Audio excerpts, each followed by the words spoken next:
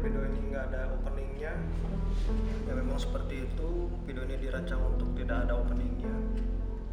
Ya kalau kalian memandang bahwa ini ada sebuah opening, ya memang itu openingnya. Kanjuruhan, sebuah kata yang dulu aku nggak pernah notice sama sekali. Kanjuruhan itu apa dan lain sebagainya. Cuman karena beberapa hal di belakang yang menyebabkan sebuah nama stadion yang ada di Malang itu akhirnya menjadi perbincangan masyarakat di seluruh dunia, khususnya yang penggemar sepak bola. Gimana tidak, yang meninggal tuh ada 132 ya yang tercatat. Mungkin itu angkanya bisa berubah-ubah ya, tapi saya nggak tahu lagi update-nya seperti apa. Yang jelas ini sudah masuk urutan nomor 2 sedunia dalam tragedi sepak bola. Sesuatu yang harusnya crispy tapi jadi creepy. Karena kalau ngomongin ini sih sebenarnya saya tuh bingungnya kita ini mau ngebahas tentang apa sih? Bukan ngebahas seperti YouTuber, enggak. Pengen ngobrol aja nih, pengen ngeluarin unek-unek yang selama ini cuman terpendam di dalam hati.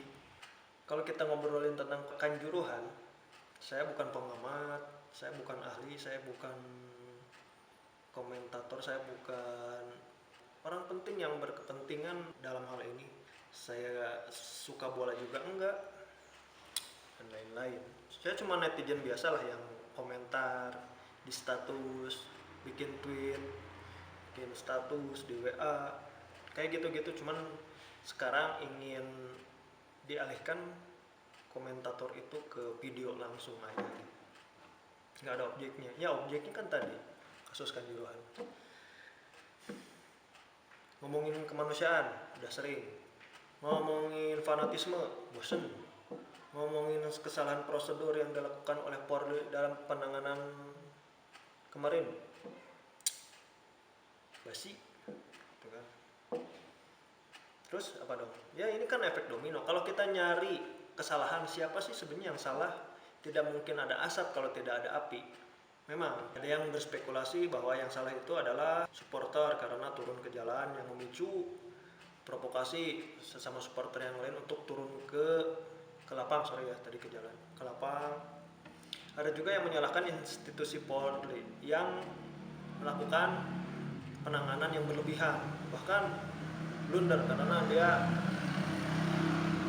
mereka menggunakan gas air mata yang sudah kadaluarsa katanya.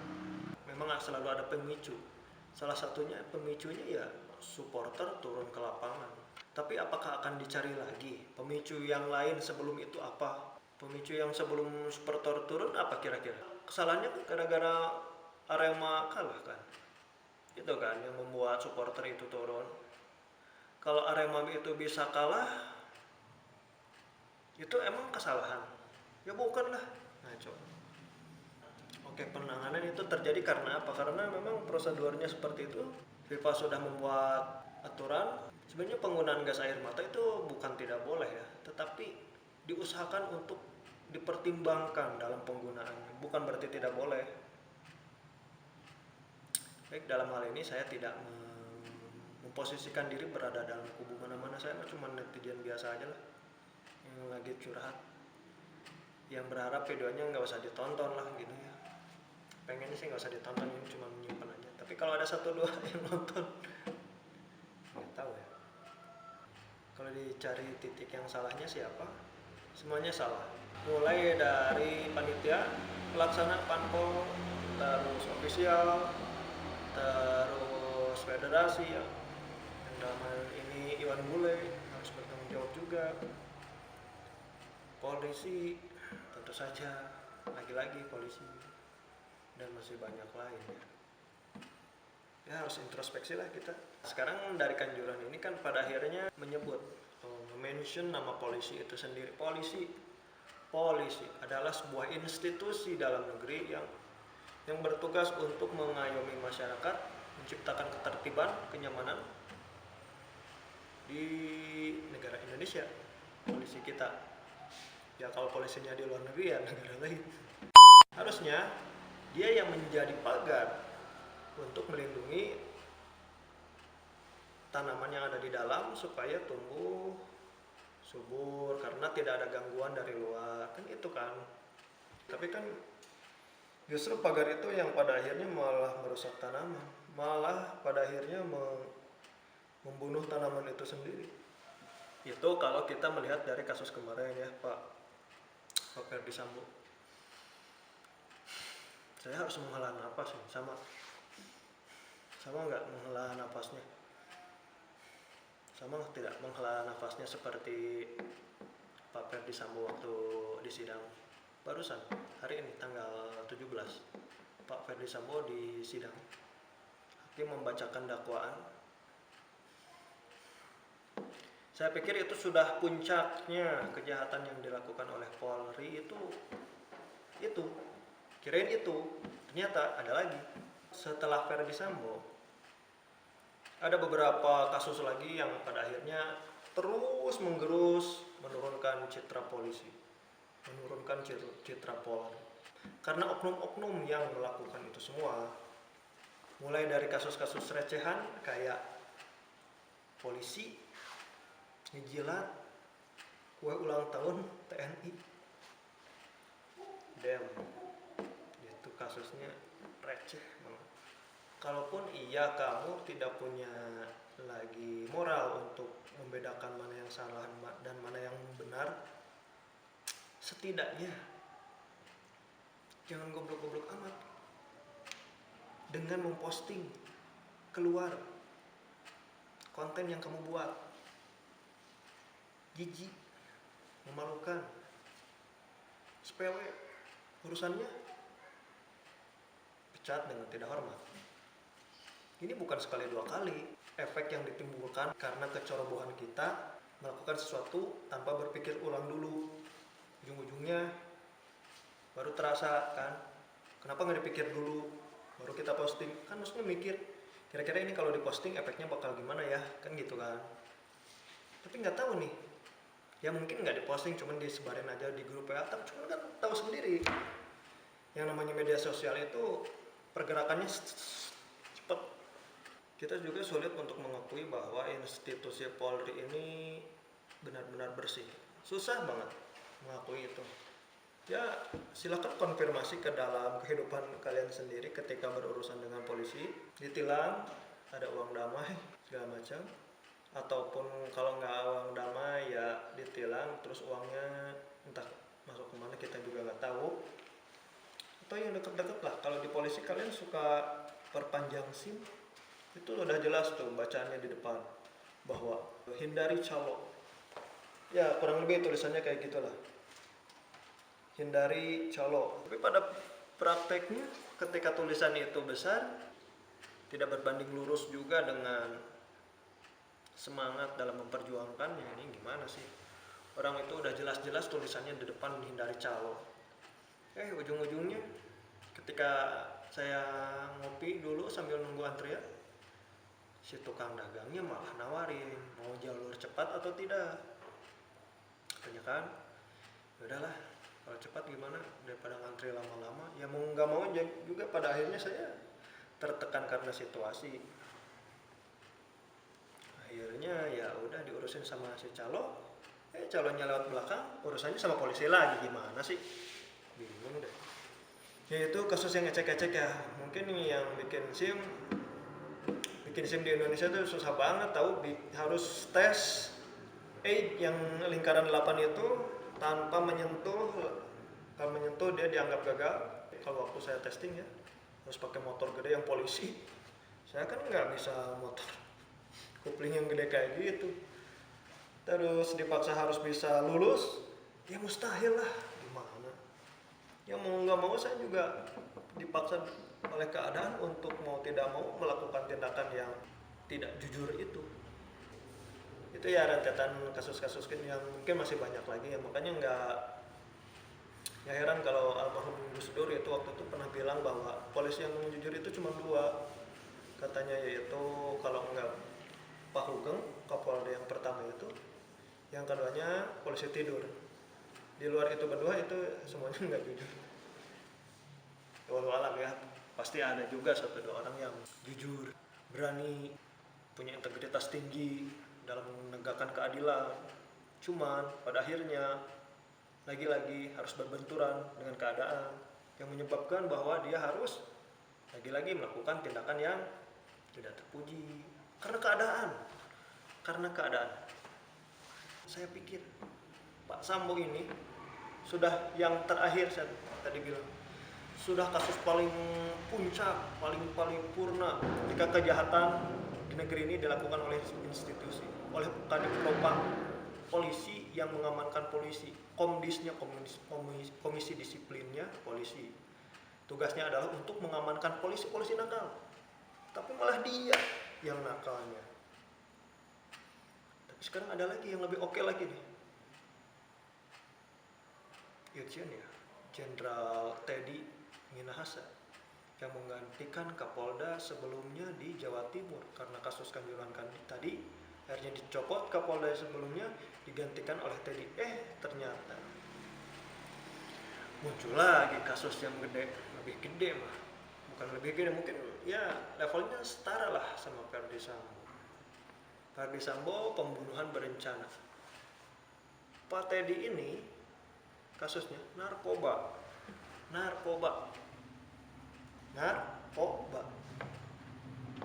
Mending kalau pakai dia ini sampai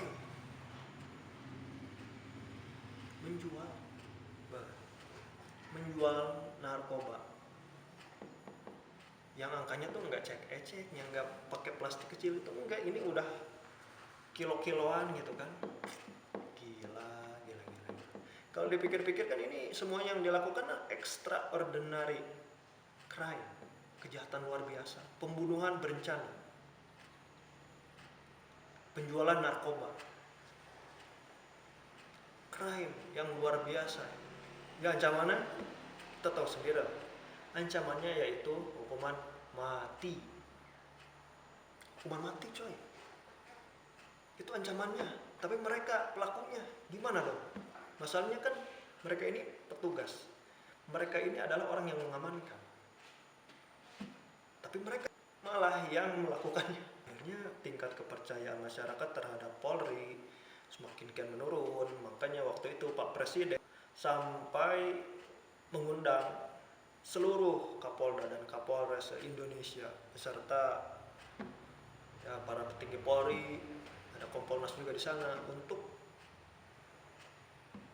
ya nggak tahu ya, kurang mengikuti lagi perkembangan. Yang jelas dikumpulkan tanpa membawa ajudan, tanpa membawa alat komunikasi, tanpa menggunakan tutup kepala dan tongkat juga, alias semuanya polos, hanya seragam normal seperti biasa dan buku catatan serta alat tulis.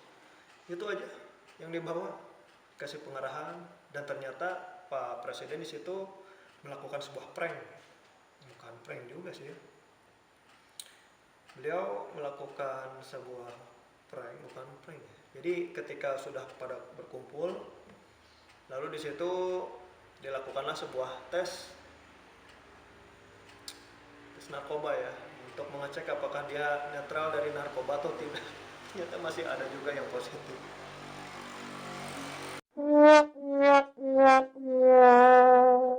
Imbas dari kasus Pak Teddy Minahasa yang pada akhirnya berdampak pada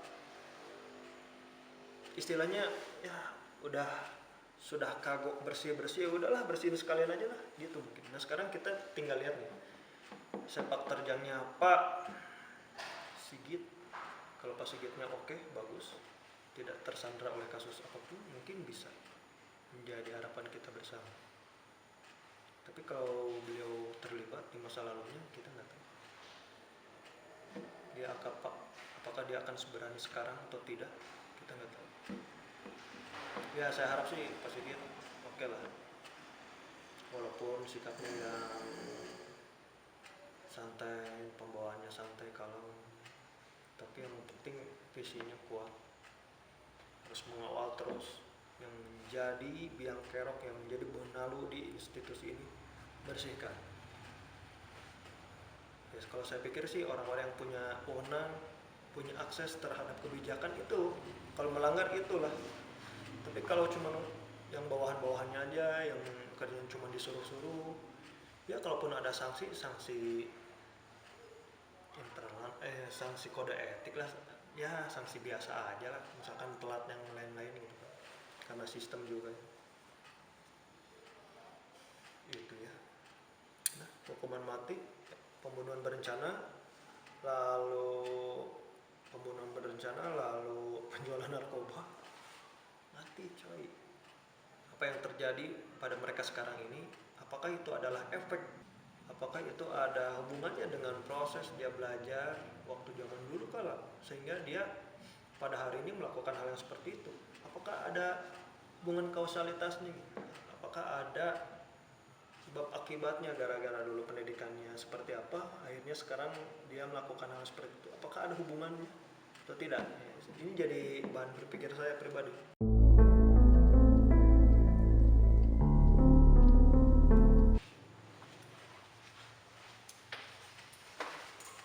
Tapi kalau di sekolah dia belajar untuk bagaimana memperoleh nilai diri, bukan hanya nilai angka dalam raport, saya yakin tekanan sekuat apapun menerpa dirinya, keadaan seberat apapun menekan dirinya, dia akan tetap teguh pada pendiriannya. Nah, pendidikan itu yang mungkin zaman dulu tidak terlalu dihiraukan, sehingga terbangunlah integritas diri sebagai modal, sebagai pedoman kita ketika ada kondisi tertentu yang mengharuskan kita melakukan hal-hal yang jahat, tertahan karena kita punya pegangan yang kuat, yaitu integritas diri. Orang yang sudah punya nilai dari dalam dirinya, dia tidak akan melakukan hal-hal yang amoral seperti itu. Ya karena apa? Di sekolah kan kita belajar, sudahlah, kita sudah jadi rahasia umum ya, zaman dulu itu ada FCANAS, ada ujian nasional, kalau tidak lulus maka dia harus mengulang 1 tahun, yang dimana itu akan berdampak psikologis yang sangat besar pada anak yang tidak lulus tersebut. Akhirnya dilakukanlah berbagai macam cara untuk memuluskan tujuannya, achievement, sampai ya guru-gurunya membantu anak tersebut supaya lulus dengan memberikan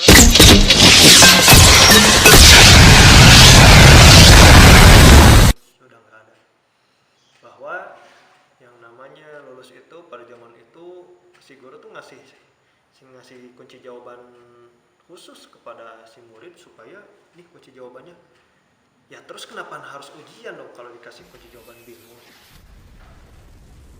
Ya pada akhirnya karena tekanan itu semakin menekan, ketika tidak lulus dia akan mencari berbagai macam cara supaya lulus, menghalalkan berbagai macam cara supaya lulus. Itu yang terjadi. Nah, sifat ini kalau terus-terusan dipupuk, pada akhirnya ketika dia menempati posisi sebagai orang yang penting, mempunyai kendali atas kebijakan, ini yang repot nih.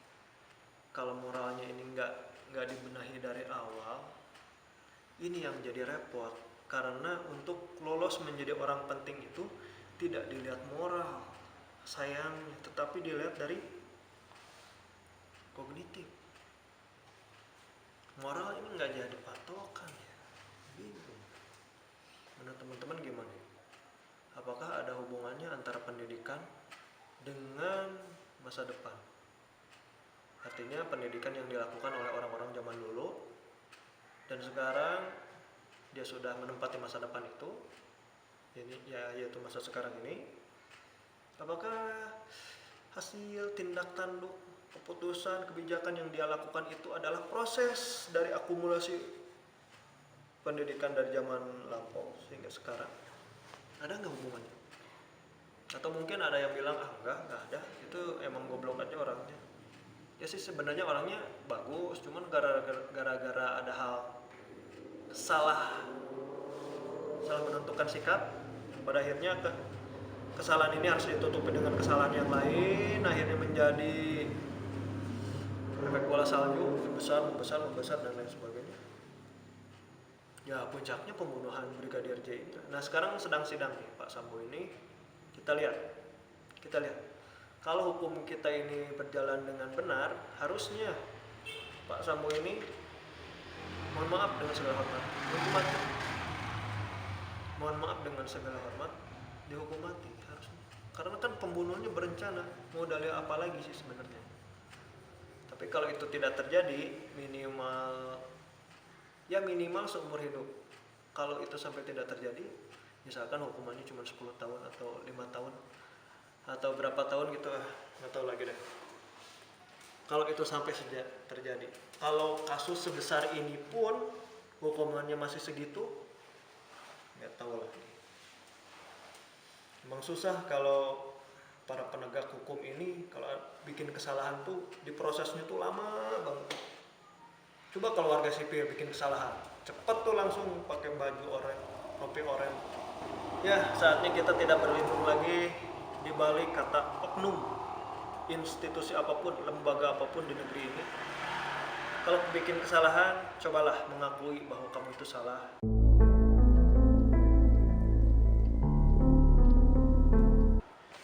Ya, saya akui kalau kami ini salah. Sepenuhnya kami akui bahwa ada anggota kami yang melakukan kesalahan. Kami siap bertanggung jawab. Mohon maaf bagi masyarakat yang sudah merasa terganggu oleh aksi yang dilakukan oleh anggota kami. Saya berharap dan kami upayakan untuk kedepannya hal ini tidak terjadi lagi. Mohon maaf yang sebesar-besarnya. Saya akan berikan sanksi yang tegas bagi anggota saya yang melanggar. Sanksinya adalah sesuai dengan ketentuan ini, bla bla bla. Coba ngakui seperti itu gitu. Jangan cuci tangan terus. Kalau cuci tangan terus itu susah majunya. Ya apapun institusinya, kebetulan aja yang sekarang lagi disorot ini tentang Polri. Yang lainnya, kementerian yang lain mungkin ada juga dan selalu seperti itu. Tidak harus institusi negara ya kelompok-kelompok tertentu. Misalkan nih kita nih di komunitas Islam, di agama saja, ketika ada orang yang melakukan bom bunuh diri, kita langsung denial kan di situ. Itu bukan Islam. Itu tidak mencerminkan orang Islam. Akui saja bahwa di tubuh kita itu ada orang yang melakukan kesalahan. Jangan lantas kita ujung-ujungnya tidak mengakui. Orang dia tuh agamanya Islam kok. Akui saja bahwa ajaran kita ini sekarang tuh sudah mulai ajaran yang seharusnya dari Nabi Muhammad itu yang baik-baik, pada akhirnya terdistorsi gara-gara akal pikir menurut ini, menurut sanad ini dan lain sebagainya. Ada yang menginterpretasikan bahwa harus bunuh diri padahal dia Islam juga. Coba kita perbaiki nih. Mungkin ada yang salah dengan dakwah kita nih. Nah, apakah ajaran agama Islam itu cinta damai? Kalau ada, buktikan dong. Jangan menebar teror dong. Mohon maaf sekali lagi, saya juga beragama Islam. Saya cinta damai. Tapi ketika kedamaian saya dirusak dengan berita-berita yang tidak mengenakan, ya minimal saya harus bersuara. Jadi saya ini sebenarnya cinta negeri ini. Saya sangat sayang dengan negeri ini. Saya hidup, bekerja, lahir juga awalnya, dan insya Allah mungkin akan meninggal di negara kita juga, di negara Indonesia. Tapi saya bukan anti pemerintah ya. Justru ini adalah hak saya ketika saya membayar pajak. Saya harus menuntut hak saya karena saya sudah melakukan kewajiban yaitu membayar pajak. Inilah hak saya untuk berbicara. Yang mana tugas negara ini harusnya setelah itu adalah melindungi segenap bangsa Indonesia, mencerdaskan keamanan, mencerdaskan dan kesehatan. Itu aja 3. Keamanan artinya dia harus memastikan bahwa warga negaranya merasa nyaman, aman, tentram ketika berada di Indonesia. Tidak ada tekanan apapun dari segi politik, agama, ras, semuanya harus lepas karena itu dijamin oleh negara. Negara harusnya hadir untuk mengawal keamanan itu. Mencerdaskan juga sama, bahwa negara harusnya mempunyai tanggung jawab yang besar, andil yang besar dalam mencerdaskan warganya seluruh Indonesia. Ya minimal mereka punya uang sendiri untuk bisa memenuhi kebutuhan gizi mereka, supaya ya meningkatkan kemampuan berpikir mereka lah, supaya kalau nutrisinya bagus ya mudah-mudahan otaknya juga akan berkembang dengan baik. Sehingga kalau dalam belajar itu di sekolah mereka ditanya cita-citanya apa, mereka bisa menjawab dengan penuh keyakinan, bukan cita-cita kamu apa? Diam aja. Itu murid saya kayak gitu. Itu solusinya apa dong? Cuman bisa bacot doang, cuman bisa kritik doang. Ya masalahnya tugas warga Indonesia hanya bisa mengkritik saja. Yang cari solusinya siapa? Ya para pemangku kebijakan dong. Kitanya hanya bisa mengkritik, ini ada yang salah bla bla bla. Yang mencari solusi siapa? Ya pemangku kebijakan. Lagian kalau kita kasih kritik, emang mau menerimanya?